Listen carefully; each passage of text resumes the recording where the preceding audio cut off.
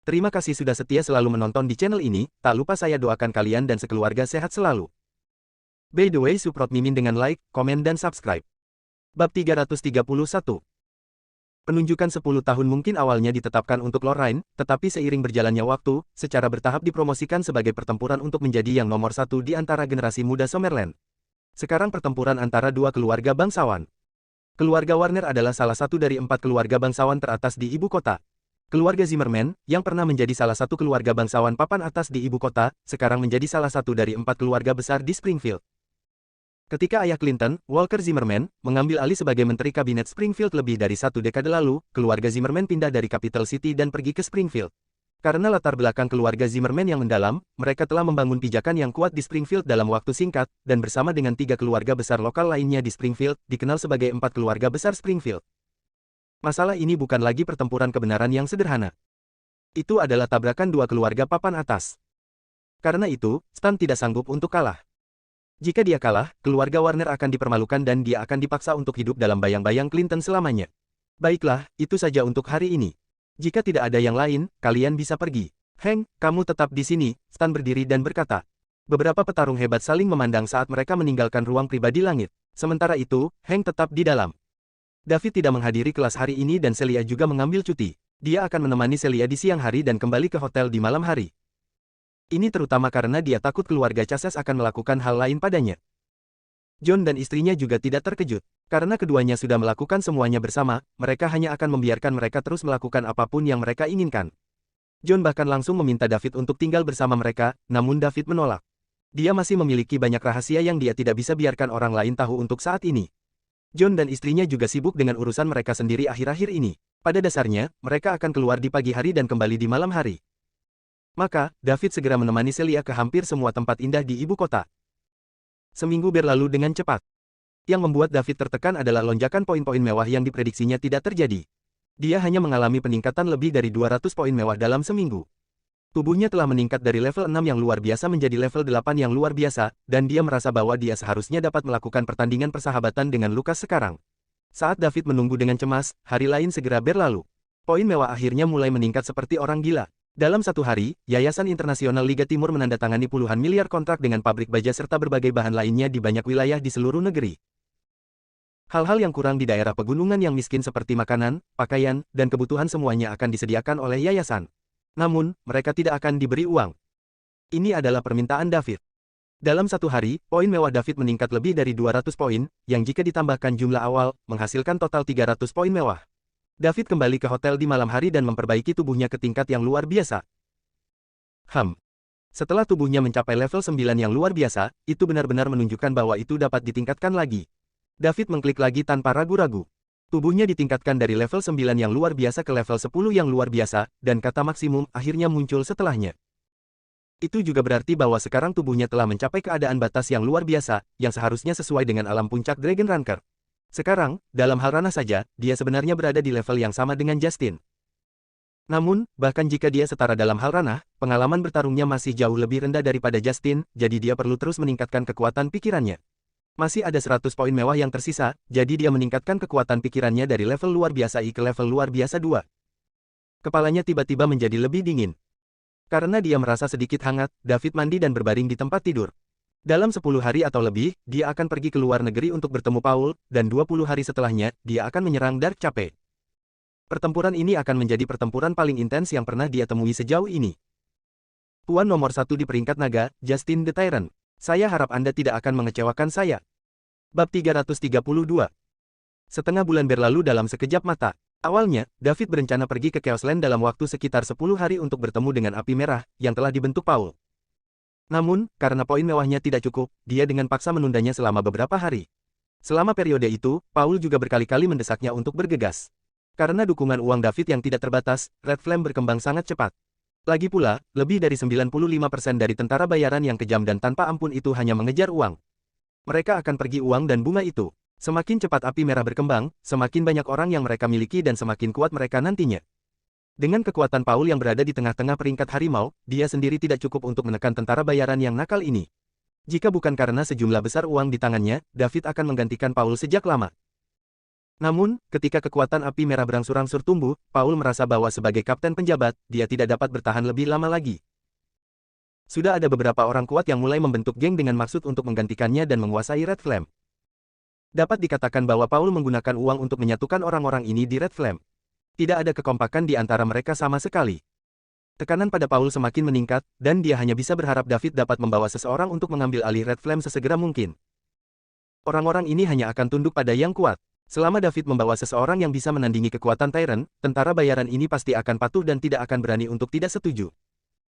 Sekarang, setengah bulan telah berlalu, dan kekuatan tubuh dan pikiran David tidak hanya mencapai batas ganda level 10 yang luar biasa, tetapi dia juga menghabiskan 200 poin lagi untuk meningkatkan Eight Extremities Fist ke level yang sempurna. Level 10 yang luar biasa seharusnya termasuk dalam ranah Ranker Naga Puncak. Selain itu, kekuatan pikirannya juga telah mencapai level 10 yang luar biasa. David merasa bahwa dia seharusnya telah melampaui puncak Dragon Rank sekarang, tetapi dia masih jauh dari level berikutnya. Namun, dia tidak tahu persis jaraknya. Lagi pula, dia baru mengenal dunia ini selama sekitar 3 bulan. Selain itu, dia tidak memiliki guru yang mengajarinya dan semua hipotesis ini adalah spekulasi murni. Dia masih perlu berjuang lebih banyak untuk menentukan situasi spesifiknya. Meski begitu, dia merasa jika dia melawan Lucas dan Limen sekarang, dia seharusnya bisa memenangkanmu tanpa banyak usaha. Selama dia mengalahkan Justin the Tyrant, yang nomor 1 di Dragon Rank, maka dugaannya akan sepenuhnya dikonfirmasi. Pada hari ini, David memberitahu Celia bahwa dia perlu mengurus beberapa masalah keluarga dan ingin kembali. Kemudian, dia mengatur 2 orang lagi dari Departemen Keamanan, ditambah 2 orang sebelumnya, untuk diam-diam melindunginya. Sekarang, ada total 4 orang yang mengawasi Celia. Meskipun keluarga Chases tidak datang mencari masalah selama ini, seperti kata pepatah, sekali digigit, 2 kali malu. David masih tidak merasa terlalu nyaman. Jika keluarga Chases memutuskan untuk melakukan sesuatu padanya di belakang punggungnya saat dia pergi, apa gunanya menghancurkan Justin dan keluarga Chases setelah insiden itu? Karena itu, keselamatan Celia adalah prioritasnya. Dia tidak tahu bahwa keluarga Chases sibuk menggunakan berbagai sumber daya fraksi T untuk meningkatkan kekuatan mereka sendiri. Ketika Joseph melihat bahwa cucunya begitu termotivasi untuk memperkuat keluarga Chases, dia melakukan yang terbaik untuk mendukungnya. Hal yang paling disesalkan dalam hidupnya adalah putra terbaiknya pergi ke luar negeri dan tidak bisa kembali ke rumahnya. Ayah Heng bodoh dan tidak kompeten, dan bahkan jika keluarga Chases memiliki Justin sebagai dukungan mereka, mereka hanya bisa mempertahankan kejayaan mereka sebelumnya. Tidak ada yang melangkah maju untuk memimpin keluarga Chases maju. Untungnya, mereka sekarang memiliki Heng, dan Joseph cukup puas dengan cucu ini. Karena itu, dia secara perlahan dan sepenuhnya mendelegasikan kekuasaannya kepada Heng dan mengizinkannya melakukan apapun yang dia inginkan. Menurutnya, selama putranya Justin tidak mati dan selalu menguasai Dark Cape, keluarga Chases tidak akan menemui masalah di Summerland. Akan sangat bagus jika Heng bisa membuat sesuatu dari dirinya sendiri. Jika dia tidak bisa, keluarga Chases hanya akan bertahan dalam situasi mereka saat ini. Jika itu masalahnya, dia harus memberi Heng kebebasan mutlak sehingga dia bisa pergi dan mengerahkan segalanya untuk ini. Stan telah mengumumkan berita bahwa Heng menjadi temen kedua di fraksi T ke seluruh organisasi. Dia bisa dikatakan menjadi yang kedua setelah Stan di fraksi T sekarang, dan fakta bahwa pamannya adalah Justin the Tyrant, orang nomor 1 di Dragon Rank, juga telah menyebar di antara lingkaran teratas di ibu kota. Dapat dikatakan bahwa Heng adalah pada puncak kekuasaannya sementara sisa 6 pejuang besar semua harus mematuhi perintahnya. Dia juga menggunakan prestise ini untuk mencoba memenangkan suara populer di fraksi T sambil menggunakan sumber daya fraksi T untuk meningkatkan kekuatan keluarga Chases dengan cepat. Sementara itu, para petarung hebat lainnya tidak berani berbicara menentang Heng mencapai tujuan pribadi dengan menyalahgunakan posisi publiknya. Mereka bekerja sama untuk mencari temen Stan untuk bantuan, tetapi Stan menyuruh mereka untuk menutup mata dan bekerja sama dengan Heng kapanpun mereka bisa karena dia punya rencananya sendiri. Artinya, Stan menyetujui tindakan Heng. Keluarga Chases berkembang pesat, tetapi mereka tidak tahu bahwa David siap untuk berangkat, atau menjatuhkan orang kuat di belakang mereka. Jika Justin si tiran jatuh, keluarga Chases tidak akan mendapat dukungan, dan bagi Stan, Heng akan kehilangan semua nilainya. Bahkan jika David tidak melakukan apa-apa, Stan tidak akan pernah memaafkan Heng.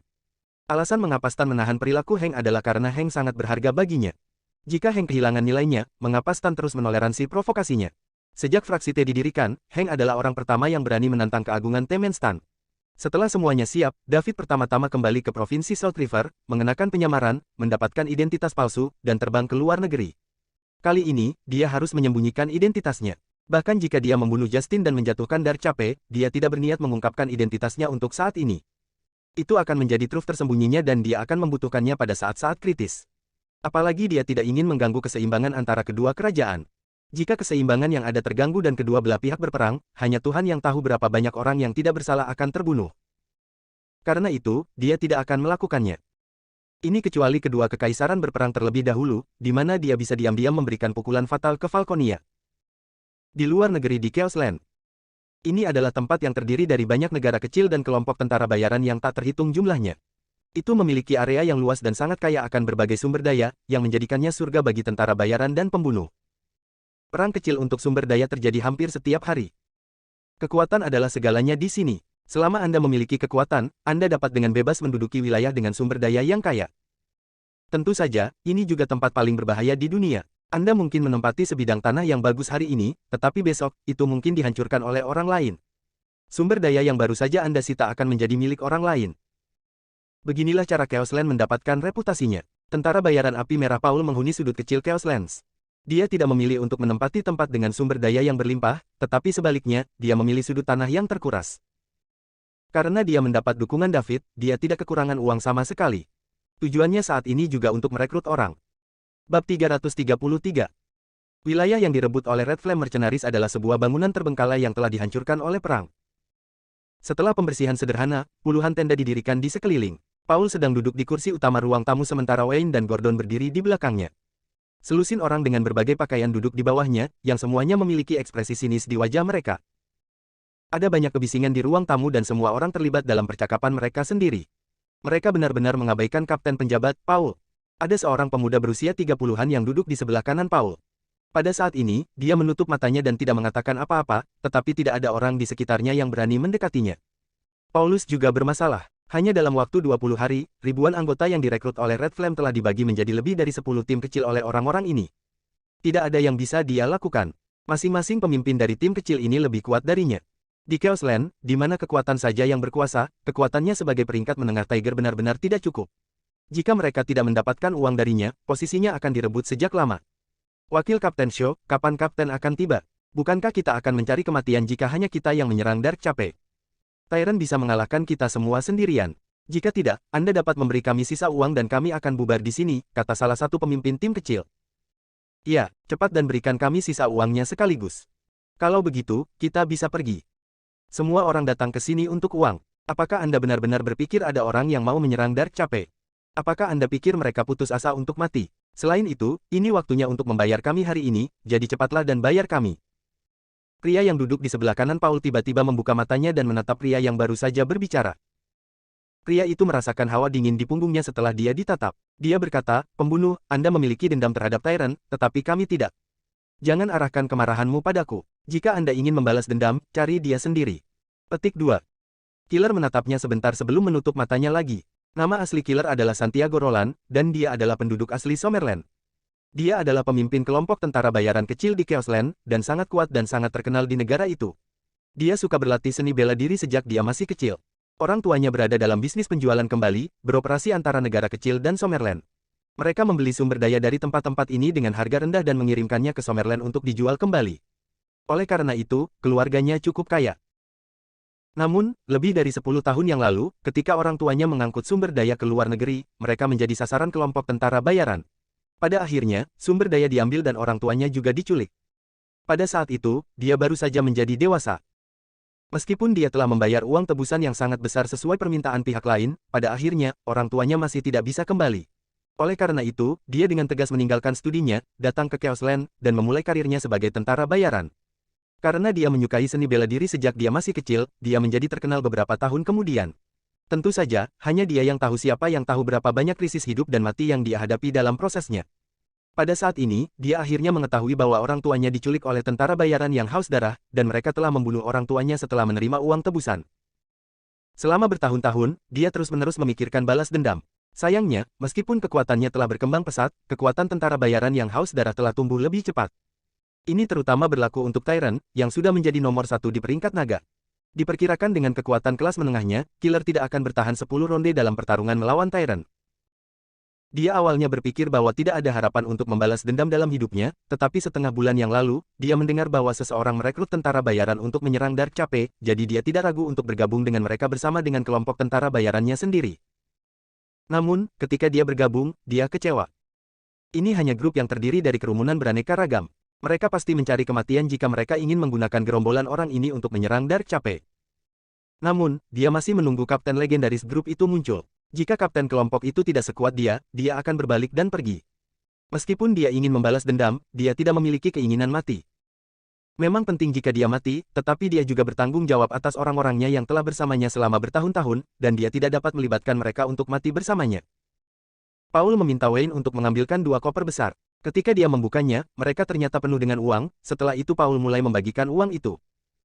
Untuk menjaga tentara bayaran ini, dia berjanji untuk membayar mereka setiap 3 hari, dengan jumlah uang yang sebanding dengan kekuatan mereka. Segera, para pemimpin lebih dari selusin tim kecil semuanya menerima uang dalam jumlah besar. Pada saat ini, seorang pria kekar dengan penampilan ganas dan bekas luka besar di wajahnya berdiri dan berkata, "Wakil Kapten Shaw, saya sangat ingin tahu tentang berapa banyak uang yang Anda miliki di lemari besi kecil Anda. Mengapa Anda tidak mengeluarkannya agar semua orang dapat membagikannya? Kami akan mencari kematian jika kami ingin menyerang Darkchape, tidakkah kamu setuju?" "Ya, keluarkan uangnya, dan mari kita bagi." "Saya setuju. Saya setuju." Banyak orang yang hadir berdiri dan bergema. Paul juga gugup saat ini. Dia tahu bahwa cepat atau lambat orang-orang ini akan mulai mengincar uangnya. Dia juga telah berada di tempat ini selama bertahun-tahun, jadi dia mengenal kelompok orang ini dengan sangat baik. Bab 334. Selama ada minat, mereka akan berkerumun dari segala arah seperti lalat. Dengan kekuatannya, dia tidak bisa mengendalikan kelompok ini sama sekali. Mengapa Tuan Liddell belum datang? Jika dia tidak segera datang, Paul benar-benar tidak akan bisa menahan benteng lagi. Dia seharusnya datang dalam 20 hari, tetapi sekarang, hampir 25 hari telah berlalu. Tepat ketika Paul bingung, Killer menutup matanya dan berkata, "Duduk dan tunggu sampai Kapten tiba." "Pembunuh, kamu satu-satunya di sini yang ingin membalas dendam. Kita semua untuk uang. Jika Anda ingin mati, jangan libatkan kami. Tidak peduli seberapa kuat kamu, kamu tidak bisa menghentikan kami semua di sini," kata Scarface. "Aku akan mengatakannya lagi, duduk dan menunggu Kapten." "Anda." Scarface ingin mengatakan lebih banyak, tetapi Killer membuka matanya dengan cepat dan melihat ke atas. Scarface hanya merasakan cahaya dingin yang menembak ke arahnya, mengirimkan rasa dingin ke seluruh tubuhnya. Dia sama sekali bukan lawan Killer. Ini adalah pemikiran pertamanya. "Oke, kalau begitu aku akan memberimu wajah dan menunggu sampai siang." Scarface duduk setelah berbicara, dan yang lainnya secara alami mengikuti. Paulus menghela napas lega. David memberitahu Paul sebelumnya bahwa dia akan tiba hari ini. Mudah-mudahan, Tuan Liddell bisa tiba tepat waktu. Siang segera datang. David masih belum muncul dan keringat berangsur-angsur mulai muncul di dahi Paul. Orang hanya bisa membayangkan tekanan yang dia alami saat ini karena dia dihadapkan dengan lebih dari selusin orang yang lebih kuat darinya. Pada saat ini, Scarface berdiri lagi. Dia berkata, "Pembunuh, kami telah menunjukkan rasa hormat yang cukup kepadamu. Kapten tidak ada, dan kami tidak ingin membuang waktu kami di sini lagi. Beri kami uangnya sekarang agar kami bisa pergi." Pembunuh tidak mengatakan apa-apa. Dia juga merasa bahwa yang disebut kapten ini tidak datang. Mendesah. Pembunuh menghela nafas dalam hatinya. Sepertinya sudah tidak ada harapan lagi. Scarface melanjutkan, "Paul, jika kamu membuka brankas dan membagi uangnya dengan semua orang, kami akan dapat menyelamatkanmu. Jika tidak, jangan salahkan kami karena bersikap kasar kepada Anda." Lebih dari 10 orang lainnya juga berdiri di belakang Scarface. Jelas bahwa mereka mendukung kata-kata Scarface. Paul, Gordon, dan Wayne berkeringat sekarang. Mereka tidak punya pilihan. Jika mereka benar-benar tidak punya cara lain, mereka harus memberi mereka uang. Bagaimanapun, hidup mereka lebih penting. Mereka percaya bahwa Tuan Liddell tidak akan menyalahkan mereka karena melakukan ini. Lagi pula, ini bukan salah mereka. Mereka dijanjikan 20 hari, tetapi lebih dari 20 hari telah berlalu. Ketika Paul hendak mengatakan sesuatu, sebuah suara terdengar di aula. "Kamu kasar sama siapa?" Bab 335. "Kamu kasar sama siapa?" Sebuah suara terdengar di ruang tamu yang kosong. Semua orang mengikuti suara itu dan melihat seorang pria muda mengenakan topeng setengah perak berdiri di pintu masuk ruang tamu. Liddell akhirnya berhasil. Paul dan gengnya akhirnya menarik napas lega. Killer membuka matanya dan melihat sosok di pintu. Dia tidak bisa merasakan aura yang kuat darinya. "Siapa kamu? Kamu mau mati?" Scarface memarahi saat dia melihat ke arah David. "Sungguh mulut yang busuk. Aku harus menamparmu." Setelah David mengatakan itu, "Tampar." Sebuah suara terdengar di ruang tamu. Kemudian, semua orang melihat bahwa setengah dari wajah Scarface bengkak. Di mana dia? Semua orang melihat sekeliling untuk menemukan bahwa David sudah duduk di kursi Paul sementara Paul berdiri di belakangnya. Apa? Apa yang baru saja terjadi? Semua orang tercengang. Setelah mereka mendengar, "Sungguh mulut yang busuk. Aku harus menamparmu," wajah Scarface sudah membengkak. Terlebih lagi, pria bertopeng yang berada di pintu tadi sudah duduk di kursi halaman utama. Bisakah manusia bergerak dengan kecepatan seperti itu? Pada saat itu, Scarface memegangi wajahnya dengan satu tangan sambil menatap David yang duduk di kursi utama dengan ngeri. Meskipun wajahnya terbakar rasa sakit, dia tidak berani mengeluarkan suara. Dia adalah master yang bermartabat di tahap pemula dari Dragon Rank, dan dia bahkan tidak melihat gerakan lawannya dengan jelas. Pihak lain menamparkan wajahnya barusan dan dia bahkan tidak bisa bereaksi. Ini berarti dia bisa dengan mudah dibunuh sekarang. Dia sangat kuat. Itu di luar pemahamannya. Ini jelas merupakan orang terkuat yang pernah dilihatnya. Tak satu pun dari master di tahap akhir peringkat naga yang dia lihat pernah memberikan begitu banyak tekanan. Ini setidaknya merupakan puncak Dragon Ranker. Pada saat ini, Killer juga menatap David. Scarface tidak melihat gerakan David dengan jelas, tapi dia juga tidak bisa. Ini hanya bisa berarti satu hal. Lawannya jauh lebih kuat darinya, jadi dia bahkan tidak bisa melihat gerakan lawan dengan jelas. Dia sangat kuat. Para master di tahap akhir peringkat naga jelas tidak begitu kuat. Apakah dia seorang ranker naga puncak? Sungguh puncak Dragon Ranker yang masih muda. Siapa dia? Tidak ada orang seperti ini yang pernah ada di Chaos Land. Ruang tamu hening saat itu. Karena pertimbangan Anda bergabung dengan Red Flame Mercenaries dan melayani saya akan memperlakukan itu sebagai hukuman kecil. Apakah Anda menerima ini? Tanya David. Scarface kembali sadar dan berkata dengan cepat, ya. Saya bersedia menerimanya. Kapten, aku, Scarface, tidak bisa mengucapkan bahasa yang sopan dari mulut kotorku. Saya telah menyinggung Anda, tetapi tolong jangan tunduk pada kepicikan atau menyimpan keluhan terhadap saya. Saya harap Anda dapat mengampuni saya. Aku, Scarface, akan selamanya melayanimu. Dia benar-benar terkejut dengan kekuatan David. Tidak ada aturan di Chaos Land. Semua aturan dibuat oleh yang kuat. Dia takut David akan menjadi tidak bahagia dan membunuhnya, jadi dia dengan cepat menunjukkan kesetiaannya. Nama saya Silverface, dan saya adalah Kapten Red Flame Mercenaries. Mulai hari ini, Paul akan menjadi wakil Kapten Red Flame Mercenaries. Saya harap Anda dapat menghormatinya sebagai waktu berikutnya, tidak akan ada belas kasihan jika situasi seperti ini terulang kembali. Apakah ada yang ingin mengatakan sesuatu? Baik Scarface maupun selusin orang di belakangnya tidak berani berbicara. Jelas, dia terkejut dengan tamparan David. Jika dia bahkan tidak bisa melihat gerakan lawan dengan jelas, bagaimana dia bisa melawan? Pada saat ini Killer berdiri dan berkata, Kapten, saya punya pertanyaan. Lanjutkan. David menatap Killer saat pertama kali masuk. Pembunuh adalah yang terkuat di antara semua orang di ruang tamu, mencapai pertengahan peringkat naga. Selain itu, kekuatan Scarface berada pada tahap pemula dari peringkat naga sementara sisanya adalah peringkat harimau puncak atau peringkat harimau menengah. Baru saja, jika David tidak memutuskan bahwa kekuatan Scarface di tahap pemula dari Dragon Rank akan memainkan peran besar dalam serangannya di Dark Cape segera, dia akan melukai Scarface dengan serius dan membuatnya terbaring di tempat tidur setidaknya selama 3 bulan. Dengan begitu, efek jera akan lebih terlihat. Aku ingin bertanya apakah kamu benar-benar akan menyerang Dark Cape? Pembunuh berkata. Apakah kamu pikir aku bercanda? Saya tidak menghabiskan begitu banyak uang untuk mengumpulkan semua orang hanya untuk melihat-lihat. Sebelum saya datang, tidak ada orang yang ingin berhenti, tetapi sekarang saya di sini, saya minta maaf. Jika Anda telah mengambil uang saya, Anda harus bekerja untuk saya. Jika Anda ingin pergi, tentu saja, kamu harus meninggalkan hidupmu bersamaku dulu. Kata David ringan. Setelah mendengar kata-kata David, orang-orang di ruang tamu bahkan tidak berani bernapas terlalu keras.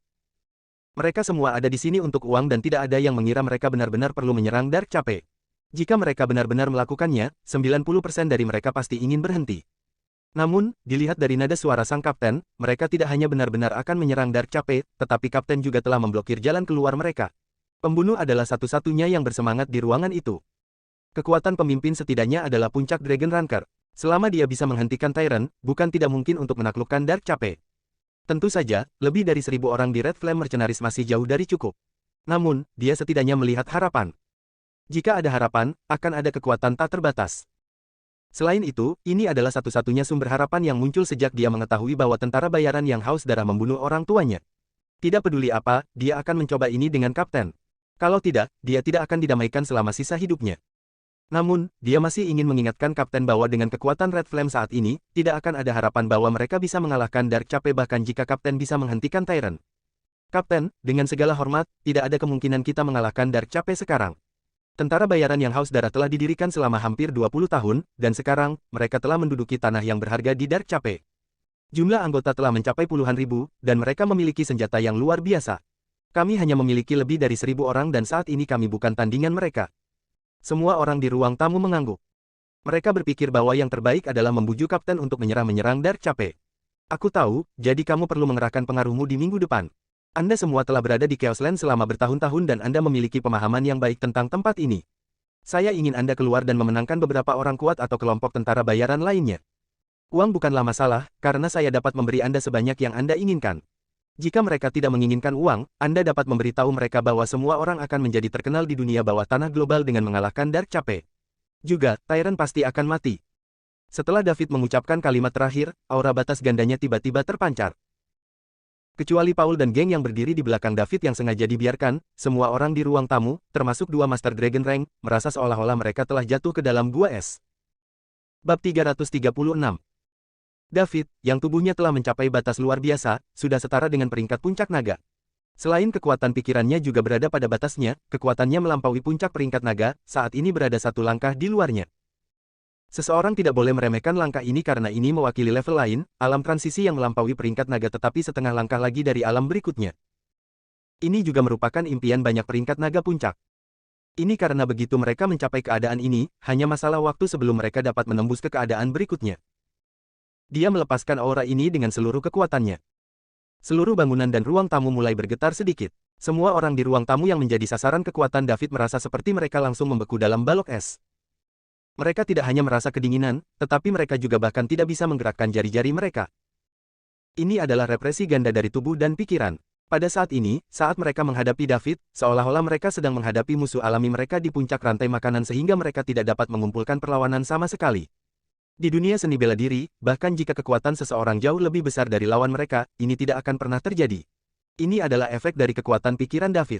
Kekuatan pikirannya luar biasa, dan dia mampu menekan musuh-musuhnya secara mental untuk membuat musuh-musuhnya merasa kagum padanya. Selain itu, dua master peringkat naga adalah yang paling terkejut di hati mereka. Scarface sedikit lebih baik. Lagi pula, dia baru saja menembus Dragon Rank belum lama ini, jadi dia tidak benar-benar memahami celah di dalam barisan mereka.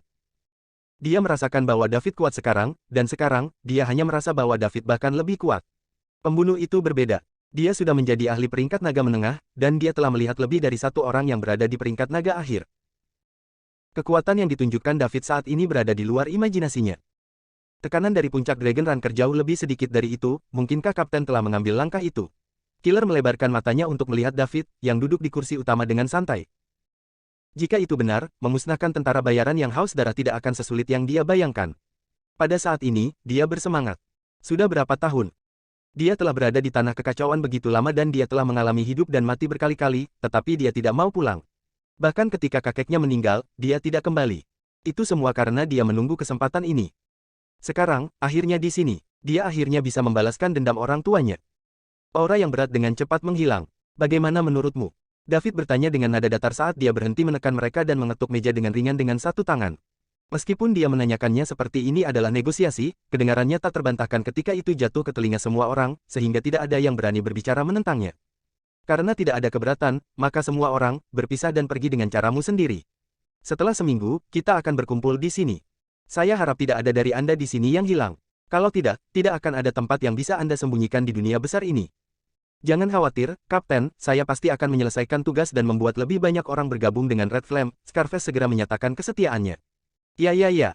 Saya akan menyelesaikan tugas yang diberikan oleh Anda, Kapten. Gerakan mengungkap kekerasan seksual demi menghapuskannya. Gerakan mengungkap kekerasan seksual demi menghapuskannya. David melanjutkan, tentu saja, jika Anda bisa mendapatkan lebih banyak orang dari Red Flame, saya akan menghadiahi Anda setelah kami mengalahkan Dark Cape dan memusnahkan tentara bayaran yang haus darah. Saya tidak akan membiarkan siapapun yang berkontribusi pada Red Flame menderita kerugian. Baiklah, pergilah masing-masing. Petik 2. Orang-orang di ruangan itu secara bertahap bubar. Namun, Killer adalah satu-satunya yang tidak pergi. Apakah kamu membutuhkan sesuatu? David memandang Killer dan bertanya. Ya, jawab Killer. Paul dan geng segera mengerti, jadi mereka meninggalkan ruang tamu. Katakan padaku. Kapten, jika kita berhasil mengalahkan Dark Cape, bisakah kamu menyerahkan pukulan terakhir kepada Tyrant kepadaku? Pembunuh bertanya. Oh, apakah Anda punya daging sapi dengannya? Petik 2. Bab 337. Benar-benar tidak dapat didamaikan, jawab Nilier dengan gigi terkatup. Beritahu aku tentang itu. Setelah David mendengar cerita Killer, dia tidak bisa tidak melihat ke arahnya sedikit. Dia adalah anak dari keluarga kaya yang menjalani kehidupan yang baik sejak kecil, tetapi karena orang tuanya diculik dan dibunuh oleh tentara bayaran yang haus darah, dia datang ke Chaos Land sendirian untuk membalas dendam orang tuanya. Kemudian, ia menghabiskan lebih dari 1 dekade untuk tumbuh ke tahap ini. Hanya Killer yang tahu berapa banyak bahaya dan hidup dan mati yang dia alami sepanjang perjalanan ini. Orang seperti itu memang layak dikagumi. Itu tidak ada hubungannya dengan kekuatan, tetapi sebaliknya, ini tentang semangatnya. Tentu, kata David. Tidak perlu baginya untuk menolak hal semacam ini. Asalkan hasilnya sama, prosesnya tidak penting. Dia tidak memiliki keluhan dengan Tyrant, dan dia hanya ingin membunuh Tyrant agar keluarga Chasez tidak memiliki dia sebagai jimat mereka lagi. Saat itu, dia bisa dengan mudah mengambil tindakan terhadap keluarga Chasez. Karena itu, pada akhirnya, tidak masalah di tangan siapa Tyrant mati. Selain itu, Tyrant tampaknya adalah orang yang memiliki banyak kejahatan. Pada kenyataannya, tidak semua orang di dunia tentara bayaran adalah orang jahat. Banyak tugas yang dilakukan tentara bayaran adalah pekerjaan yang mirip dengan apa yang akan dilakukan pengawal. Mereka hanya perlu melindungi keselamatan majikan mereka. Ini seperti tim kecil tempat Paul dan anak buahnya dulu berada. Terima kasih, Kapten. Pembunuh berseru dengan penuh semangat. Akhirnya, ada harapan untuk balas dendam dan orang tuanya akhirnya bisa beristirahat dengan tenang. Dia telah menunggu terlalu lama untuk hari ini. Tapi aku juga punya satu syarat, kata David. Tolong beritahu saya, Kapten. Saya ingin Anda bergabung dengan Red Flame sepenuhnya dan menjadi wakil Kapten Red Flame. Dengan kekuatan Paul, dia ditakdirkan untuk tidak bisa mengendalikan Red Flame Mercenaries, dan aku tidak bisa tinggal di sini selamanya. Jadi, saya membutuhkan orang yang kuat yang bisa memegang benteng untuk memimpin Red Flame. Bagaimana menurutmu? Killer memikirkannya dan menjawab, baiklah, selama kamu membantuku membalas dendam ayahku, aku akan menerima perintahmu. Pria sejati. Jangan pernah menarik kembali kata-katanya. Killer kembali ke tempat dia tinggal. Sebelum David sampai di sini, dia memang yang terkuat, jadi dia berhasil menempati gedung yang bobrok. Yang lebih lemah hanya bisa membangun tenda sendiri. Untungnya, tentara bayaran ini adalah orang-orang yang kejam dan tanpa ampun, jadi mereka tidak terlalu peduli. Mereka bisa tertidur bahkan di hutan belantara, apalagi di tenda. Begitu Killer memasuki gedung, seseorang bertanya, "Bos, bagaimana kabarmu? Apakah kita akan pergi juga?" Saya pikir semua orang telah dievakuasi. Ada 7 atau 8 orang di ruangan itu pada saat itu. Mereka semua mengotak-atik senjata mereka, beberapa menyeka senapan sniper mereka sementara yang lain bermain-main dengan belati di tangan mereka. Setelah Killer masuk, mereka semua menatapnya. Orang yang baru saja berbicara adalah salah satu wanita yang berpakaian mempesona. Selain itu, ke-7 atau 8 orang ini adalah master peringkat harimau. Beberapa dari mereka bahkan adalah peringkat harimau puncak. Mereka jelas merupakan kekuatan yang kuat yang tidak bisa diabaikan. Jelas, tim Killer lebih menghargai kualitas daripada kuantitas, lebih memilih untuk merekrut elit. Saya memutuskan untuk membubarkan tim kami dan bergabung dengan Red Flame Mercenaries, kata Killer. Apa? Bos, apakah Anda menderita demam? Mengapa? Bukankah baik bagi kita untuk tetap bersama? Target kami kecil dan kami memiliki banyak mobilitas. Bahkan tentara bayaran besar tidak bisa berbuat apa-apa tentang kita. Ya, kupikir kita baik-baik saja seperti ini. Mengapa kita harus bergabung dengan Red Flame? Mungkinkah Red Flame secara serius menyerang Dark Cape? Bos, kami tahu Anda ingin membalas dendam, tetapi Anda akan mati jika melakukan ini. Semua orang berhenti melakukan apa yang mereka lakukan saat mereka menunggu jawaban Killer. Mereka tidak dapat menerima pembubaran tim atau penggabungan mereka dengan Red Flame. Mereka telah bekerja selama bertahun-tahun dan mereka memiliki saling pengertian yang kuat ketika menjalankan tugas. Selain itu, mereka memiliki hubungan dekat satu sama lain. Mereka akan tersebar jika mereka bergabung dengan unit tentara bayaran lainnya. Apakah mereka masih bisa mempercayai rekan satu tim mereka jika mereka bergabung dengan tim lain? Bab 338. Saya bertemu dengan Kapten Red Flame Mercenaries hari ini dan dia sangat kuat, kata Killer. Seberapa kuat? Saya tidak bisa memberikan perlawanan di depannya. Saya menduga dia telah mencapai puncak dan mengambil langkah kecil itu. Apa? Semua orang menatap Killer dengan kaget. Secara alami, mereka mengerti apa yang dimaksud Killer. Tapi bagaimana ini mungkin? Kapten kelompok tentara bayaran yang baru terbentuk ternyata adalah master di atas puncak. Siapa yang akan percaya ini? Tidak ada. Meskipun mereka belum mencapai level itu, mereka telah bersama Killer selama bertahun-tahun dan mereka tahu betapa sulitnya mengambil langkah kecil itu. Tidak banyak orang di puncak peringkat naga, tetapi ada cukup banyak dari mereka di antara puluhan miliar orang di dunia. Namun, mereka yang mengambil langkah kecil itu sangat jarang. Ini karena begitu seseorang mengambil langkah itu, hanya masalah waktu bagi mereka untuk menerobos ke alam legendaris itu. Tyrant, peringkat naga nomor 1, hanya ada di peringkat naga. Jika Kapten Api Merah benar-benar mengambil langkah itu, dia tidak akan lagi termasuk dalam kategori peringkat naga. Jika itu masalahnya, Tyrant jelas bukan tandingan Kapten Api Merah. Meskipun perbedaan antara keduanya hanya langkah kecil, kualitasnya benar-benar berbeda. Killer melanjutkan dengan mengatakan, yang lain tidak pergi, tetapi sebaliknya, mereka pergi untuk menyelesaikan tugas yang diberikan oleh Kapten. Kami juga akan pergi sebentar lagi untuk mengumpulkan beberapa orang kuat untuk bergabung dengan Red Flame. Kita akan bertemu di sini dalam seminggu dan menunggu pengaturan Kapten, dan kemudian kita akan menyerang Dark Cape.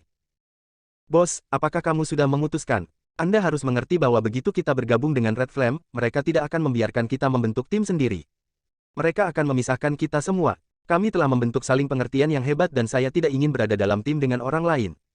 Saya tidak mempercayai mereka. Gerakan mengungkap kekerasan seksual demi menghapuskannya. Kami juga.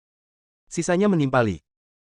Jangan khawatir tentang ini, setelah mengalahkan Dark Cape dan menghancurkan tentara bayaran yang haus darah, Kapten akan pergi saat itu, aku akan menjadi wakil pemimpin pertama Red Flame dan akan menugaskan kalian semua ke tim elit.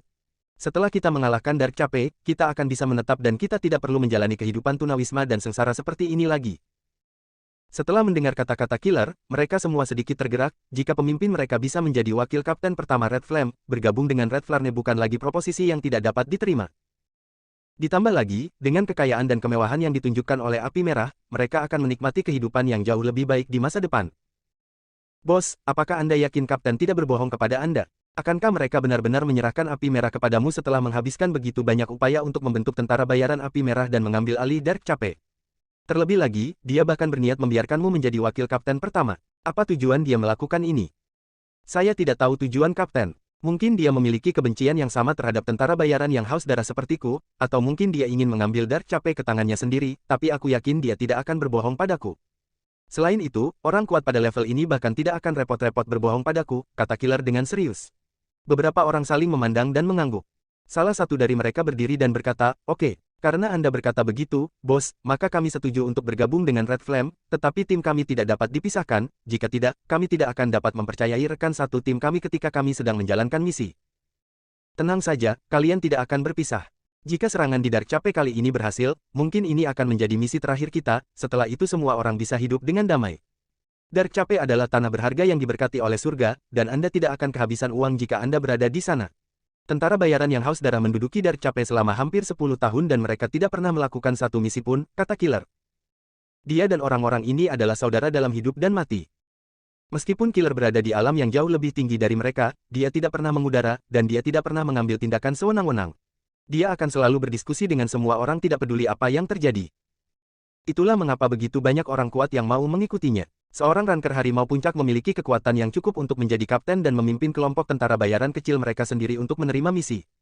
Namun, mereka semua bersedia mengikuti killer karena pesona yang terakhir. Bab 339. Dia kuat dan dia tidak sombong. Selain fakta bahwa dia sedikit ketat ketika mereka dalam misi, dia biasanya bisa bergaul dengan semua orang. Selain itu, mereka juga memahami dengan menjalankan misi mereka secara ketat, mereka bertanggung jawab atas kehidupan semua orang. Setelah killer meyakinkan semua orang, dia pergi bersama mereka. Dia akan mengumpulkan lebih banyak orang untuk menyerang Dark Cape. Meskipun Kapten bisa menghadapi Tyrant, masih ada banyak master di Blue Thirsty Mercenaries dan kekuatan mereka saat ini jauh dari cukup. Sebelum dia pergi, David mengatakan kepadanya bahwa dia bisa menyewa beberapa kelompok tentara bayaran besar untuk membantu dengan harga yang mahal. Selama Tyrant dirawat, dia percaya mereka tidak akan melepaskan kesempatan bagus ini untuk menghasilkan uang dan menjadi terkenal. Ia pun merasa cara ini sangat layak dilakukan. Karena itu, dia akan menghubungi beberapa kelompok tentara bayaran besar untuk melihat apakah dia bisa meyakinkan mereka. Setelah killer pergi, Paul dan geng masuk. Tan, Liddell. Ketiganya menyapa secara bersamaan. "Terima kasih atas kerja kerasnya beberapa hari terakhir ini, teman-teman," kata David. "Tidak terlalu sulit, tetapi jika kamu tidak datang, kami benar-benar tidak akan bisa mengendalikan mereka lagi. Tentara bayaran ini semuanya penuh dengan pengalaman dan kami tidak dapat menahan mereka dengan kekuatan kami saat ini sama sekali. Jika bukan karena killer, mereka pasti sudah menggantikanku sejak lama." Paulus tersenyum pahit. "Apakah killer yang baru saja tinggal?" tanya David. "Ya, sejauh yang saya tahu, dia benar-benar memiliki dendam terhadap tentara bayaran yang haus darah," jawab Paul. "Ya, aku mengerti. Dia akan menjadi wakil kapten pertama Red Flame di masa depan. Anda tidak perlu berpikir berlebihan. Saya hanya dapat menemukan orang yang lebih kuat untuk mengendalikan Api Merah karena Anda tidak akan dapat menekan mereka dengan kekuatan Anda ketika saya tidak ada. Saya harap Anda dapat memahami bahwa Anda juga harus terus berlatih dengan rajin dan berusaha untuk menerobos ke peringkat naga sesegera mungkin." "Saya mengerti, Tuan Liddell," jawab Paul dengan hormat. Dia tahu mekanisme kelompok tentara bayaran lebih baik daripada David. Orang yang memiliki kemampuan akan naik pangkat sedangkan orang yang tidak memiliki kemampuan hanya akan turun. Kekuatan adalah dasar dari segala sesuatu. Dengan kekuatannya saat ini, dia akan lebih cocok menjadi pemimpin tim kecil. Dia masih belum memenuhi syarat untuk menjadi wakil kapten. Tapi kamu masih wakil kapten. Anda harus bertanggung jawab atas operasi harian Red Flame. Petik 2. "Terima kasih, Tuan Liddell. Ngomong-ngomong, apa yang terjadi dengan perintah yang kuberikan padamu?" "Tan, Liddell, sudah selesai. Senjata paling canggih di dunia akan tiba dalam 3 hari. Bagus. Kami akan berangkat untuk menyerang Dark Cape seminggu kemudian dalam keadaan apapun. Anda harus pergi dan membuat persiapan. Baiklah, Tuan Liddell. Dengan itu, Paul dan geng pergi. Sementara itu, David sedikit linglung saat dia duduk di kursinya. Dia harus menyerang Dark Cape dalam seminggu kekuatannya telah mencapai batas ganda lagi. Menurut pengalaman terakhirnya, jika dia ingin terus meningkatkan, dia mungkin perlu memiliki sekitar 10.000 poin mewah. Yang berarti dia harus menghabiskan 1 triliun dolar. Ada 2 kategori, yaitu tubuh dan pikirannya. Jika dia membutuhkan 10.000 poin mewah untuk masing-masing, maka dia akan membutuhkan 20.000 untuk keduanya. Ini tidak termasuk poin yang dibutuhkan untuk terus meningkatkan setiap sifat. Jika poin mewahnya melanjutkan langkahnya saat ini dan meningkat sedikit lebih dari 10 poin sehari, dia tidak tahu kapan dia akan dapat mencapai tujuan itu. Akan sangat bagus jika bumi memiliki pemilik, karena dia akan dengan serius pergi dan bertanya kepada mereka apakah mereka menjual planet ini. Bab 340. Chaos Land dulunya adalah negara yang sangat kuat. Meskipun tidak sebanding dengan 2 kerajaan Summerland dan Falconia, itu masih jauh lebih kuat daripada beberapa negara lain. Karena negara ini sangat kaya akan sumber daya alam, Falconia telah mengincarnya sejak lama, tetapi karena tekanan yang diberikan oleh Summerland, Falconia tidak berani melakukan sesuatu yang terlalu berani, oleh karena itu, mereka hanya bisa memulai dari dalam. Setelah bertahun-tahun disusupi oleh Falconia, negara itu kini terpecah dari dalam. Sama seperti Falconia yang bermaksud merebut sumber daya negara, itu dihentikan oleh Summerland. Secara alami, Summerland tidak akan membiarkan Falconia terus memperkuat dirinya sendiri. Kedua kekaisaran akan saling membatasi, yang kemudian memberi kelompok tentara bayaran peluang besar untuk berkembang. Setelah semua kejahatan, tempat itu telah berkembang menjadi surga bagi tentara bayaran sementara bahkan negara-negara kecil di sekitarnya akan mengirim orang yang menyamar sebagai tentara bayaran untuk merebut sumber daya untuk diri mereka sendiri. Dengan itu, Chaos Land menjadi tempat paling kacau di dunia. Itu mirip dengan hegemoni suku. Kelompok tentara bayaran besar setara dengan suku besar dan akan menempati tempat dengan sumber daya yang kaya, sedangkan kelompok tentara bayaran kecil setara dengan suku kecil yang akan menempati tempat dengan sumber daya yang relatif lebih sedikit. Setelah sumber daya di wilayah yang diduduki habis, mereka akan mencari tanah baru dengan sumber daya yang belum dimanfaatkan atau menaklukkan tanah kaya sumber daya yang sebelumnya ditempati oleh kelompok tentara bayaran lainnya. Ketika ini terjadi, itu akan memicu pertempuran. Oleh karena itu, penduduk asli di sini sangat membenci Falconian, tetapi mereka juga perlahan menerima kenyataan. Mereka akan berkelompok untuk menggabungkan kekuatan mereka dan kemudian bergerak dengan nama kelompok tentara bayaran. Kelompok tentara bayaran terbesar di dunia bawah tanah global, Tentara Bayaran Cahaya Suci, terdiri dari para master yang ditinggalkan dari negara sebelumnya. Mereka masih menempati tempat paling makmur di tanah kekacauan. Alasan mengapa mereka dinamai Cahaya Suci adalah karena mereka ingin memurnikan semua kegelapan di dunia. Di sisi lain, ada satu jenis entitas di Chaos Land yang dilindungi oleh semua kelompok tentara bayaran, yaitu tim pengumpulan sumber daya profesional. Kelompok tentara bayaran menduduki tanah dengan sumber daya. Secara alami, mereka perlu mengumpulkan sumber daya dan menukarnya dengan uang. Namun, karena banyak yang tidak tahu bagaimana mengumpulkan sumber daya ini, sebuah kelompok profesional baru lahir, yang sekarang dikenal sebagai tim pengumpul sumber daya. Mereka akan membebankan komisi tertentu untuk membantu kelompok tentara bayaran mengumpulkan sumber daya. Bahkan jika kelompok tentara bayaran yang mereka bantu dihancurkan, mereka tidak akan terluka. Mereka hanya akan pindah ke majikan lain dan terus melakukan pekerjaan mereka. Ini karena mereka tidak akan bekerja kecuali keselamatan mereka dapat dijamin. Jika mereka menolak untuk datang, itu akan sia-sia bahkan jika kelompok tentara bayaran menduduki area yang dimaksud. Oleh karena itu, di dalam Chaos Land, setiap kali ada perang antara kelompok tentara bayaran untuk merebut sumber daya, pekerja pengumpulan sumber daya tidak akan pernah terlibat. Bahkan jika mereka secara tidak sengaja terluka, mereka akan diberi kompensasi dengan banyak uang. Sumber daya yang dikumpulkan oleh kelompok tentara bayaran utama juga harus dijual, yang kemudian membentuk area perdagangan di tanah kekacauan yang disebut area perdamaian. Tempat ini juga dilindungi oleh semua tentara bayaran karena sumber daya yang dikumpulkan semua orang akan dikirim ke sini untuk ditukar dengan uang dan ditukar dengan kebutuhan sehari-hari dan makanan. Peace Area juga mengumpulkan pedagang dari berbagai negara di dunia. Setelah mereka mengirimkan sumber daya dan menjualnya, mereka akan membawa semua jenis makanan. Banyak pekerja pengumpulan sumber daya juga akan beristirahat di area perdamaian ketika mereka tidak memiliki tugas. Pada saat yang sama, mereka akan menunggu tugas berikutnya tiba. Area perdamaian sebenarnya adalah kota ramai yang terletak di Chaos Land. Itu aman, hidup, dan makmur. Tentu saja, keamanan juga relatif. Tidak ada keamanan mutlak di Chaos Land. Tempat berkumpul sementara Red Flame yang dipilih Paul sangat dekat dengan Peace Area, yang membuatnya nyaman untuk mengeluarkan tugas perekrutan dan membeli persediaan. Adapun mengapa mereka tidak mendirikan tempat berkumpul sementara untuk Red Flame Mercenaries di Peace Area itu sendiri, itu bukan karena mereka tidak ingin mengeluarkan uang, tetapi itu karena mereka juga harus membeli sejumlah besar senjata canggih.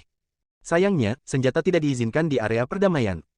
Dengan demikian, mereka hanya dapat menemukan penginapan sementara di luar area perdamaian. Pada saat ini, David sedang berjalan di jalan-jalan yang ramai di area perdamaian. Kemeriahan di sini membuatnya merasa seperti kembali ke Summerland. Namun, perbedaannya adalah tidak ada gedung bertingkat di sini. Bangunan tertinggi adalah bangunan kecil yang terdiri dari beberapa lantai. Ada banyak orang yang menjual barang-barang di jalan, termasuk makanan, pakaian, dan kebutuhan sehari-hari. Ada semua jenis barang yang dijual di sini, tetapi harganya seringkali sangat mahal, seringkali harganya setidaknya 5 kali lipat dari harga di Summerland. Kadang-kadang, beberapa barang bahkan 10 kali lipat harganya di rumah. Lagi pula, melakukan bisnis di sini akan membawa sejumlah risiko. Siapa yang akan datang ke sini jika tidak ada keuntungan besar yang menggoda mereka? Selain itu, orang-orang di sini, apakah mereka tentara bayaran atau pekerja dari tim pengumpulan sumber daya, akan dapat menghasilkan banyak uang. Mereka kemudian akan menghabiskan uang sembarangan. Ini terutama berlaku untuk tentara bayaran. Mereka akan hidup genting setiap hari dan mereka tidak mengadopsi konsep menabung. Dengan demikian, mereka akan paling senang menghabiskan uang di area perdamaian untuk mengejar kesenangan. Bab 341. David menemukan hotel yang didekorasi dengan baik untuk ditinggali. Masih ada waktu seminggu lagi, jadi dia akan tinggal di sini. Lagi pula, dia bukan tentara bayaran dan dia tidak terbiasa dengan cara hidup mereka. Kondisi hotel baik-baik saja, tapi harganya agak keterlaluan. Tentu saja, David tidak peduli karena uang hanyalah angka baginya. Mereka yang bisa tinggal di hotel jenis ini umumnya adalah eksekutif tingkat tinggi dari kelompok tentara bayaran menengah atau orang-orang berkuasa yang menghasilkan banyak uang. Itulah mengapa mereka mampu menghabiskan uang di sini. Tok tok tok. Tidak lama setelah memasuki kamar hotel, ada ketukan di pintu. David membuka pintu dan melihat seorang wanita pirang berpakaian minim berdiri di depan pintu. "Puan, apakah Anda membutuhkan layanan?" Wanita itu jelas bukan dari Summerland. Dia seharusnya berasal dari salah satu negara kecil di seluruh negeri, tetapi berbicara dalam bahasa Somerish yang fasih. Sebagai orang dewasa, David secara alami tahu apa layanan ini, tetapi dia tidak tertarik. Dia bahkan bisa menahan diri di depan Amelia, jadi tentu saja dia bisa menahan diri dari pengawalan. Dia tidak ingin memberikan wanita seperti ini untuk pertama kalinya. "Tidak, terima kasih," jawab David. Setelah dia mengatakan itu, dia akan menutup pintu. Namun, wanita itu menghentikannya. "Puan, kami memiliki wanita dari setiap negara. Mau tipe apa? Kami dapat memenuhi setiap kebutuhan Anda," tanya wanita itu, tidak mau menyerah. "Aku benar-benar tidak membutuhkannya. Terima kasih, aku akan istirahat." David mencoba menutup pintu, tetapi pintu itu masih macet. Nyah. David meludahkan dua kata itu, menunjukkan beberapa gengsinya. Wanita itu tercengang. Jelas sekali bahwa dia ketakutan. David dengan cepat menutup pintu ketika dia melepaskan kakinya dari pintu. Wanita itu kembali sadar dan menghentakkan kakinya dengan marah. Kemudian, dia berbalik untuk pergi. Ketika dia berada di sudut koridor, dia bertemu dengan pasangannya. "Lina, bagaimana?" Sebuah suara kasar bertanya. "Aku gagal. Anak itu sama sekali tidak tertarik pada wanita," jawab Lina. "Menurut pengamatan saya, anak itu dimuat. Anda harus menemukan cara untuk menjebaknya. Kami akan dapat hidup dengan hati-hati selama beberapa tahun jika kami berhasil." Petik 2. Ya, kita akan memikirkan rencana ketika dia keluar di malam hari.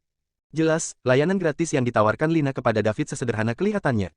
Begitu David membiarkannya masuk ke kamar, tidak ada yang langsung. Tentu saja, untungnya David tidak membiarkannya masuk. Jika tidak, dia akan dibunuh tanpa mengetahui alasannya.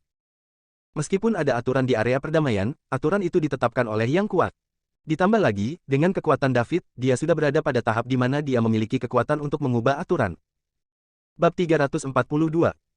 Di malam hari, David meninggalkan hotel. Hotel tidak menyiapkan makanan untuk tamunya. Hama perlu mengurus makanan mereka sendiri. David menemukan sebuah restoran di Jalan Acak dan ketika dia hendak kembali ke hotel setelah menepuk, dia melihat sebuah bar di sebelah hotel bernama Rock Bar. Dia merasa tidak apa-apa untuk masuk, jadi dia melakukan hal itu. Bar itu besar dan berisik. Beberapa gadis berpakaian minim memimpin tarian di atas panggung sementara banyak orang meraung dan berteriak dari bawah. David pergi ke lantai 2 untuk mencari tempat duduk dan duduk, menyaksikan orang banyak menggerakkan tubuh mereka dengan panik di lantai dansa di lantai bawah. Mereka sepertinya melepaskan energi terpendam mereka. Tak lama kemudian, seorang Walter datang. "Puan, Anda ingin memesan apa? Apa spesialisasi yang kamu miliki?" "Beri saya 2 gelas itu," kata David. "Baiklah, mohon tunggu sebentar, Tuan." Pelayan pergi setelah berbicara. Tidak lama kemudian, 2 gelas alkohol berwarna-warni dibawa kepadanya. David sedang minum dan menonton orang banyak di lantai bawah saat mereka melampiaskan frustrasi mereka melalui tarian. Dia sedang menikmati dirinya sendiri. Waktu berlalu perlahan, ada semakin banyak orang di bar sekarang. Lantai 2, yang baru saja kosong, sudah penuh dengan orang pada saat itu. Hanya meja David yang memiliki kursi kosong. Karena orang-orang membayar per meja di sini, begitu banyak orang ingin datang untuk berbagi meja dengan David, banyak di antaranya adalah wanita cantik yang menggoda, tetapi David menolak semuanya. Dia tidak suka berbagi ruang dengan orang asing. David hanya melihat ke bawah dengan tenang. Tidak lama kemudian, sesosok orang tersandung dan duduk di hadapan David. Aku bilang aku tidak ingin berbagi meja dengan orang lain. Silakan pergi, terima kasih, kata David. Namun, dia tidak menoleh untuk melihat orang itu, matanya masih terpaku pada apa itu. Setelah menunggu beberapa saat, pihak lain tampaknya tidak David menggelengkan kepalanya. Semua niat. Atas. Apa yang menarik perhatiannya adalah di depan rambut biru David tidak bisa menjadi dua paran lainnya karena dia berbaring di atas meja.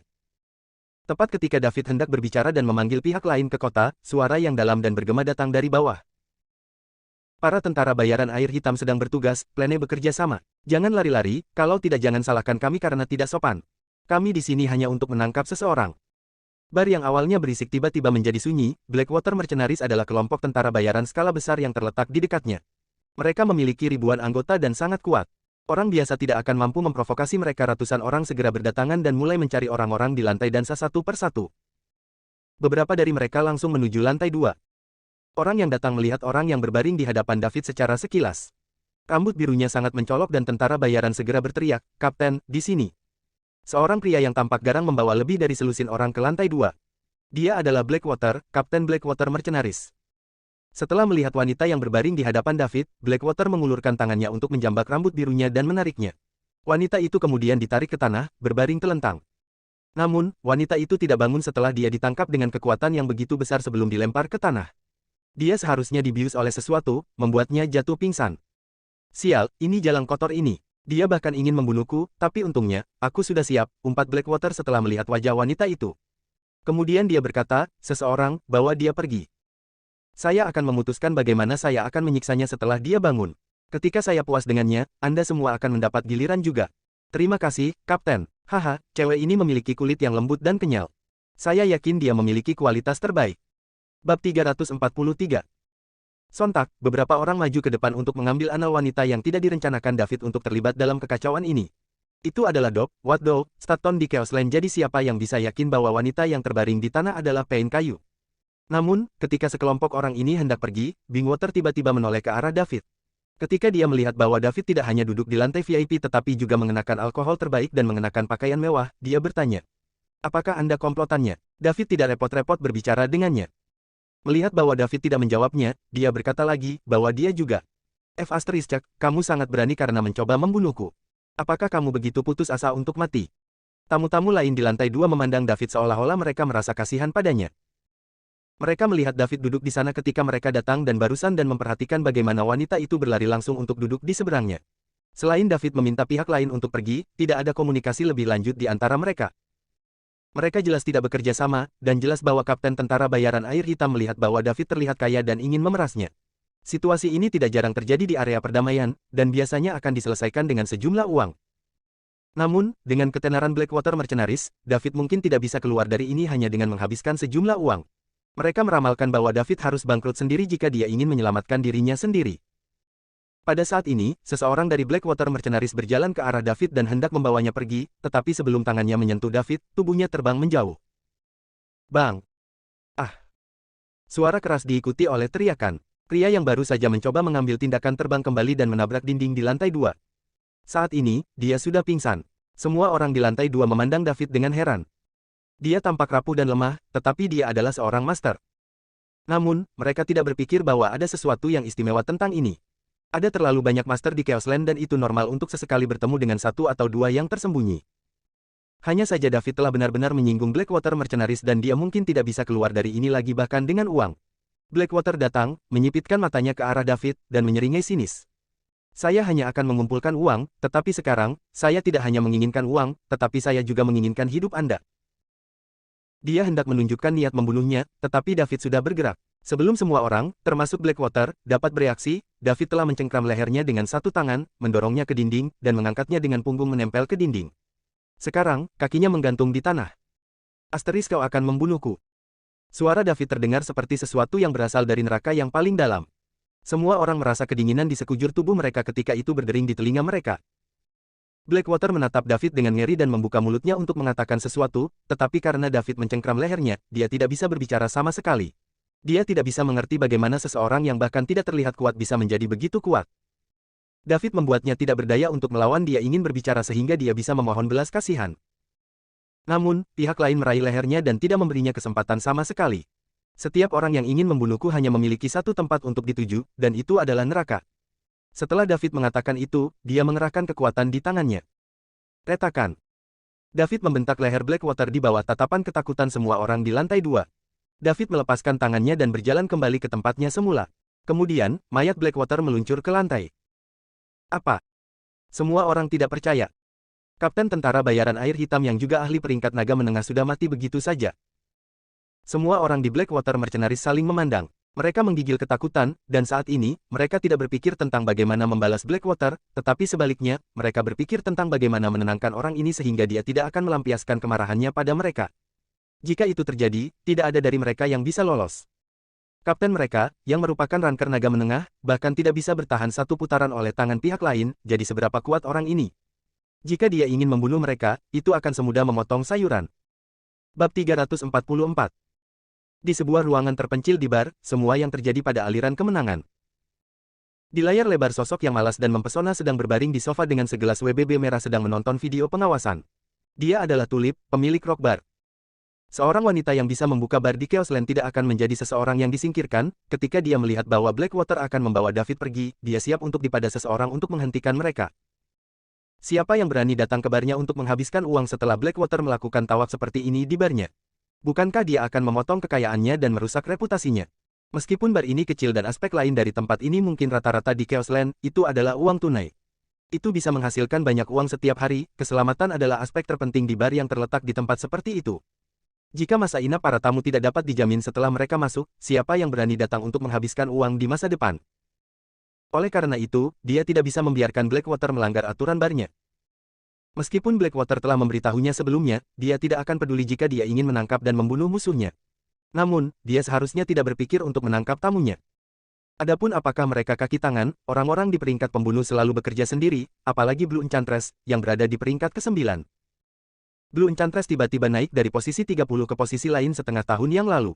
Dikatakan bahwa dia berhasil membunuh seseorang yang berada di tahap pemula dari Dragon Rank Plus, wakil kapten pertama dari Blackwater Mercenaries meninggal tiba-tiba setengah tahun yang lalu. Sekarang, dia di sini untuk membunuh Blackwater lagi. Apakah ini berarti bahwa wakil kapten pertama dari Blackwater Mercenaries mati di tangan Blue Enchantress setengah? Tampaknya memang ada perseteruan besar di antara mereka. Tentara bayaran air hitam terkenal jahat di tanah kekacauan dan itu normal bagi mereka untuk menyinggung orang lain. Lihat, pihak lain tidak ada hubungannya dengan apa yang terjadi tetapi karena mereka terlihat kaya, tentara bayaran air hitam ingin menghasilkan banyak uang dari mereka. Cepat atau lambat, mereka akan gagal dan kemudian mendapatkan kebalikan dari apa yang mereka inginkan. Namun, ini tidak ada hubungannya dengan dia. Dia hanya perlu berlari berbar dengan baik dan itu sudah cukup baginya. Melihat Blue Enchantress yang terbaring di tanah, Tulip seperti ingin membawanya masuk. Namun, setelah memikirkan terobosan Blackwater baru-baru ini untuk menjadi Mid Dragon Ranker, dia sedikit bermasalah. Tidak bijaksana untuk menyinggung Blackwater dalam hal ini. Karena itu, dia harus melupakannya. Saat Tulip hendak mengambil walkie-talkie dan memberitahu manajer bar untuk menghentikan tentara bayaran Blackwater. Tiba-tiba, dia menatap layar lebar dengan mata terbelalak. Pada saat ini, ada adegan di layar lebar yang membuatnya ngeri. David meraih leher Blackwater dengan satu tangan dan mengangkatnya ke dinding, dan Blackwater, seorang ranker naga menengah, tidak berdaya untuk melawan. Dia hanya bisa melebarkan matanya dan menatap orang di depannya dengan ngeri. Dalam waktu kurang dari 1 detik, leher Blackwater patah, dan tubuhnya meluncur lemas ke sudut dinding. Blackwater, kapten dari Blackwater Mercenaries dan Mid Dragon Ranker, baru saja meninggal. Dia bahkan tidak memiliki kesempatan untuk melawan. Kapan karakter ini muncul di Peace Area? Siapa pria ini? Apa tujuan dia datang ke sini? Tulip dengan cepat mengeluarkan walkie-talkie-nya dan berkata, Tuan Larson, Embu. Apakah kamu melihat video pengawasan? Ya. Mer Larson jelas terguncang sampai ke intinya. Seorang ranker naga tengah sudah menjadi seseorang yang tak terduga baginya. Orang seperti ini terbunuh bahkan sebelum dia bisa melawan. Ada orang yang begitu kuat duduk di bar, dan sebagai manajer, dia sama sekali tidak menyadarinya. Ini adalah kegagalan di pihaknya untuk melaksanakan tugasnya. Kapan pria dengan topeng setengah perak itu masuk? Apakah dia pernah ke sini sebelumnya? Bu, orang ini datang di malam hari dan sudah lama duduk di sana. Ini harus menjadi pertama kalinya hari ini. Saya belum pernah melihat dia sebelumnya. Apakah Anda ingin saya mengirim seseorang untuk mengikutinya setelah dia pergi? Pak Larson bertanya. Ikuti dia. Jangan seret saya ke dalam ini jika Anda ingin mati. Dapatkan 2 botol anggur merah edisi kolektor itu sekarang, saya akan ke sana nanti, kata Tulip. Ya Bu. Tulip segera bangkit, berjalan ke cermin, dan merias wajahnya kembali. Kemudian, dia melihat sosok dan wajahnya yang dewasa namun memikat sebelum meninggalkan ruangan sambil tersenyum. David kembali ke tempat duduknya dan duduk. Dia baru saja menghabiskan segelas alkohol pertama dan menyesap dari gelas kedua. Kemudian, dia berkata, mereka yang tidak ada hubungannya dengan masalah ini bisa pergi sekarang. Para tamu di lantai 2 mulai berjalan turun satu demi satu. Tak satu pun dari tentara bayaran Blackwater berani bergerak. Ketika semua orang sudah pergi, David berkata, katakan padaku, apa yang terjadi? Salah satu tentara bayaran Blackwater berdiri dan berkata dengan hormat, Tuan, kami dari Blackwater Mercenaries. Wanita berambut biru yang tergeletak di tanah adalah Blue Enchantress yang menempati peringkat ke-9 di Killer Rank. Wakil kapten pertama Blackwater Mercenaries meninggal di tangannya setengah tahun yang lalu. Hari ini, dia datang untuk membunuh kapten kita lagi. Kapten melihatnya dan dia melarikan diri setelah meminum obat rahasia. Kami mengejarnya semua di sini sementara orang yang baru saja Anda bunuh adalah kapten kami, yang dikenal sebagai Blackwater. Bukankah orang-orang di peringkat pembunuh biasanya bekerja sendiri? Mengapa kapten Anda mengklaim bahwa saya adalah kaki tangannya? Tanya David. Mungkin karena kamu terlihat seperti orang kaya dan dia ingin memeras uang darimu. Jadi, apakah Blackwater Mercenaries sering melakukan ini? Pria itu sangat ketakutan sehingga dia segera berlutut di tanah. Dia menjawab sambil bersujud dengan marah, Tuan, kami hanya bawahannya dan kami hanya bisa melakukan apa yang dikatakan kapten. Jika tidak, kita akan mencari kematian. Tolong jadilah orang yang lebih besar dan lepaskan kami. Yang lain langsung berlutut. Tuan, tolong lepaskan kami. Katakan padaku ukuran Blackwater Mercenaries, kata David. Tuan, ada lebih dari 1.300 orang di tentara bayaran air hitam. Pemimpin kami adalah seorang Dragon Ranker menengah dan wakil kapten pertama berada di tahap pemula dari Dragon Rank, tetapi mereka semua mati dan sekarang ada 16 Tiger Ranker dan 54 kelas 1. Kami tidak pernah menghitung berapa banyak pria lainnya yang berada di bawah kelas 1. David berpikir merenung sejenak dan memutuskan bahwa ukuran mereka cukup bagus. Mereka akan menjadi kekuatan yang kuat jika bergabung dengan Red Flame, yang akan sangat membantu serangan mereka ke Dark Cape dalam seminggu. Ditambah lagi, mereka baru saja melihat kekuatannya sehingga mereka tidak boleh memiliki pemikiran lain. Kamu sekarang adalah penjabat kapten tim untuk saat ini. Kembali dan urutkan Blackwater Mercenaries. Kemudian, kumpulkan 5 km di sebelah barat area perdamaian dalam seminggu. Mulai sekarang, Anda akan bekerja untuk saya. Jika Anda tidak datang, Anda akan tahu konsekuensinya, kata David. Ya, tentu saja. Kami pasti akan berada di sana. Terima kasih atas kebaikanmu karena tidak membunuh kami. Merupakan kehormatan bagi kami untuk dapat bekerja untuk orang besar seperti Anda. Oke, kamu bisa pergi sekarang. Ambil mayatnya juga. Ya, Tuan, kami akan pergi sekarang. Dua orang keluar dari kelompok selusin orang dan membawa mayat Blackwater pergi. Mereka turun dan meninggalkan bar bersama dengan ratusan orang di lantai bawah. Bab 345. Seluruh lantai 2 bar itu sunyi, hanya menyisakan David dan wanita yang terbaring di tanah. David melirik wanita itu. Nomor 9 di peringkat pembunuh. Penyihir biru. Wanita ini seharusnya tidak terlalu tua, kan? Tapi dia sudah sangat kuat. Musik di lantai bawah berlanjut dan orang-orang di lantai dansa mulai menggerakkan tubuh mereka dengan panik lagi. Situasi ini sangat umum di area perdamaian dan tidak ada yang merasa aneh. Bagi kebanyakan orang, level Kapten Blackwater Mercenaries masih terlalu di luar jangkauan mereka. Mereka tidak tahu Blackwater dan mereka tidak tahu apa yang terjadi di lantai 2. Mereka mengira tentara bayaran Blackwater telah menangkap orang yang mereka kejar dan pergi, jadi mereka mulai bersenang-senang lagi. Namun, dua penjaga keamanan di Rock Bar berdiri di tangga ke lantai 2 melarang orang lain untuk naik. David menuangkan alkohol berwarna-warni dari gelasnya ke wajah Blue Enchantress. Dia tidak tahu kapan wanita ini akan bangun dan dia tidak punya waktu untuk menunggunya. Ditambah lagi, dia lupa meminta penawar dari Blackwater Mercenaries, jadi dia langsung menggunakan metode paling sederhana dan paling kasar. Benar saja, cara ini cukup efektif dan tidak butuh waktu lama bagi Blue Enchantress untuk bangun perlahan. Dia membuka matanya dan dengan cepat bangkit dari tanah. Kemudian, dia menyeka alkohol dari wajahnya dengan tangannya sebelum mengamati lingkungan sekitarnya dengan waspada. Ketika dia melihat bahwa David adalah satu-satunya di sekitar, dia bertanya dengan suara serak, "Siapa kamu?" "Kamu tidak perlu tahu siapa aku. Sekarang, tolong beri aku alasan untuk tidak membunuhmu, Nona Pesona Biru, nomor 9 dalam daftar pembunuh," kata David enteng. Dia tidak menyukai para pembunuh ini yang akan menerima uang untuk menyingkirkan masalah majikan mereka untuk mereka terlepas dari identitas target, tentang mengabaikan apakah target itu baik atau buruk. Selama majikan membayar mereka, mereka akan mengambil tindakan, sementara dia sendiri hampir dibunuh.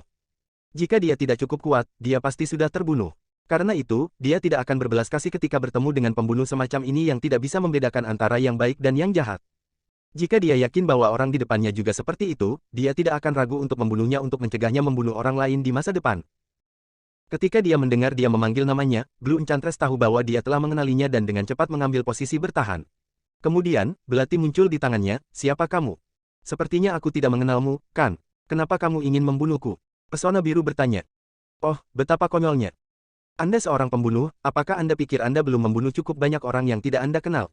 Bagaimana jika saya juga dipercaya untuk melakukan ini oleh orang lain? Daud menjawab.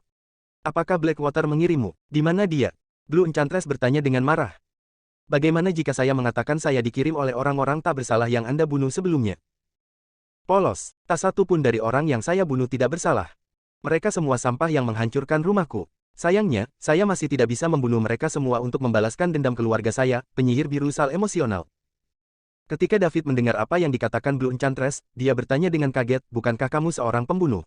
Anda bahkan nomor 9 di peringkat pembunuh. Apakah Anda tidak pernah membunuh orang yang tidak bersalah sebelumnya? Aku hanya membunuh mereka yang pantas untuk dibunuh, mereka menghancurkan rumahku dan membunuh keluargaku, tapi sayangnya, aku tidak cukup kuat jadi aku tidak bisa membunuh mereka semua. Bersambung.